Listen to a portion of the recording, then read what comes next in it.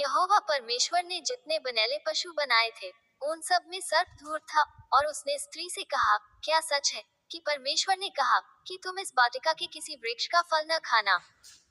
स्त्री ने सर्प से कहा, इस वाटिका के वृक्षों के फल हम खा सकते हैं, पर जो वृक्ष वाटिका के बीच में है, उसके फल के विषय में परमेश्वर ने कहा है कि न तो तुम उसको खाना और न उसको छूना, नहीं तो मर जाओगे।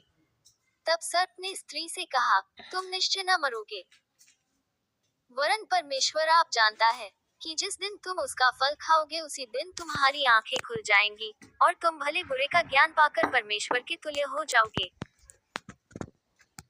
सो जब स्त्री ने देखा कि उस वृक्ष का फल खाने में अच्छा और देखने में मन भाव और बुद्धि देने के लिए चाहने योग्य भी है, तब उसने उसमें से तोड़कर खाया और अपने पति को भी दिया, और उसने भी खाया।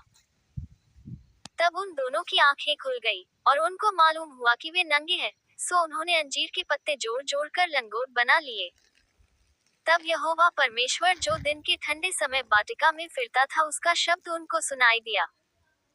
तब आदम और उसकी पत्नी वाटिका के वृक्षों के बीच यहोवा परमेश्वर से छिप गए। तब यहोवा परमेश्वर ने पुकार कर आदम से पूछा, तू कहाँ है? उसने कहा, मैं तेरा शब्द बारी में सुनकर डर गया, क्योंकि मैं नंगा था, इसलिए छिप गया। उसने कहा, किसने तुझे चिताया कि तू नंगा है? जिस वृक्ष का फल खाने को मैंने तुझे बरजा था, क्या तूने उसका फल खाया है? आदम ने कहा, जिस स्त्री को तूने मेरे संग रहने को दिया है, उसी ने उस वृक्ष का फल मुझे दिया, और मैंने खाया। तब यहोवा परमेश्वर ने स्त्री से कहा, तूने ये क्या किया है? स्त्री ने कहा, सर्प ने मुझे बहका दिया, तब मैंने खाया।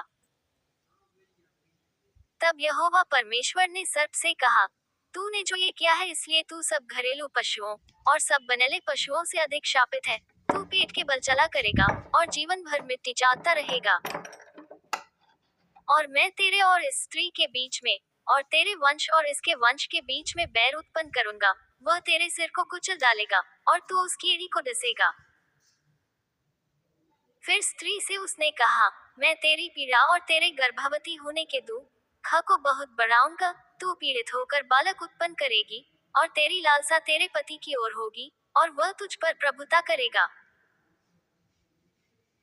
और आदम से उसने कहा, तूने जो अपनी पत्नी की बात सुनी और जिस वृक्ष के फल के विषय मैंने तुझे आज्ञा दी थी कि तू उसे न खाना, उसको तूने खाया है, इसलिए भूमि तेरे कारण शापित है। तू उसकी उपज जीवन भर दुख के साथ खाया करेगा, और वह तेरे लिए कांटे और ऊंट कटारे उगाएगी, और तू खेत की उपज खाएगा और अपने माथे के पसीने की रोटी खाया करेगा, और अंत में मिट्टी में मिल जाएगा, क्योंकि तू उसी में से निकाला गया है। तू मिट्टी तो है और मिट्टी ही में फिर मिल जाएगा। और आदम ने अपनी पत्नी का नाम हव्वा रखा, क्योंकि जितने मनुष्य जीवित हैं उन सब की आदिमाता वही हुई। और यहोवा परमेश्वर ने आदम और उसकी पत्नी के लिए चमड़े के अंगरखे बनाकर उनको पहना दिए।